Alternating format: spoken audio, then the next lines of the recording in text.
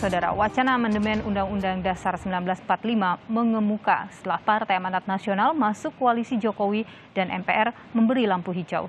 Namun sebagian menilai amandemen belum terlalu mendesak di tengah pandemi COVID-19. Wacana amandemen Undang-Undang Dasar 1945 bergulir setelah sidang tahunan MPR 16 Agustus lalu. Ketua MPR Bambang Susatyo melontarkan pernyataan soal perlunya pembentukan pokok-pokok haluan negara dalam pembangunan nasional. Pembentukan PPHN diusulkan menjadi kewenangan MPR sehingga diperlukan amandemen konstitusi. Tambah lagi merapatnya Partai Amanat Nasional ke lingkungan istana. Dalam program Sapa Indonesia Malam kemarin, Wakil Ketua Umum PAN, Viva Yoga Mauladi mengatakan bahwa bergabungnya PAN menjadi koalisi pemerintah tidak ada hubungannya dengan amandemen Undang-Undang Dasar 45. Ia juga menegaskan bahwa wacana perubahan amandemen Undang-Undang Dasar 1945 sulit dilakukan di tengah pandemi COVID-19 seperti saat ini. Saya ada di situ dan saya mendampingi Bang Zulkifli Hasan. Ya. Artinya secara konstitusional itu bisa karena dijamin di Undang-Undang Dasar 45 pasal 37, tetapi hal itu sulit untuk dilakukan.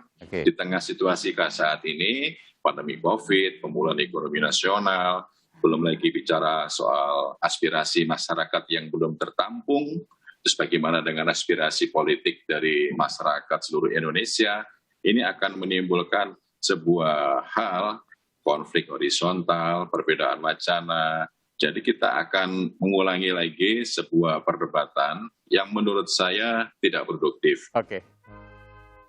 Sementara Ketua DPP PKS Mardani Alisera mengatakan agar masyarakat hati-hati dengan wacana amandemen Undang-Undang Dasar 1945 yang bergulir.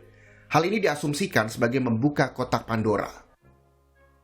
Tadi saya bilang amandemen itu seperti membuka kotak Pandora, boleh jadi niat awalnya PPHN. Tetapi ketika ngelihat syarat-syarat itu sangat mungkin dilakukan oleh rezim yang sekarang gitu loh.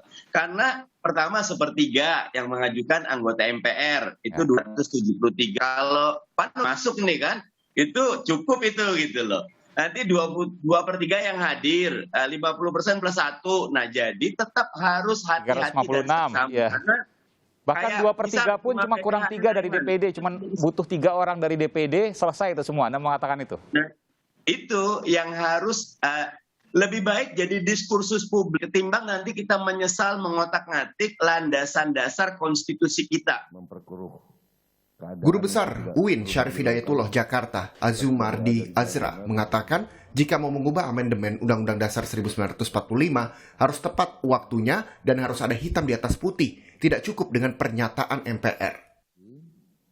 Pertama harus lihat timingnya itu ya. Tadi udah dibilang oleh Bung Viva Yoga Mauladi bahwa sekarang lagi musim pandemi yang tidak selesai ya kan. Yang masih parah lah. Yang kedua dari Pak Mardani tadi ya. Tidak ada batas-batas yang jelas. Saya menegaskan juga di dalam wawancara itu bahwa kalau mau amandemen harus jelas hitam di atas putih ya kan.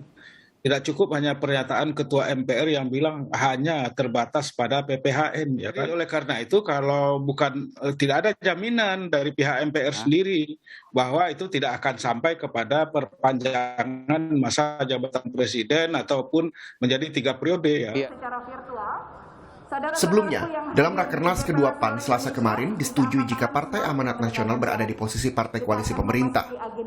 PAN siap menjadi jembatan komunikasi antara pemerintah dan masyarakat terkait sejumlah isu. Bergabungnya PAN ke partai koalisi pemerintah kini semakin mendominasi parlemen. Jika di total, partai koalisi menguasai 471 kursi atau 81,9% dari 575 kursi di DPR. Sementara, total kursi yang dimiliki partai oposisi adalah 104 atau hanya 18,1% dari keseluruhan kursi di parlemen. Tim Liputan, Kompas TV.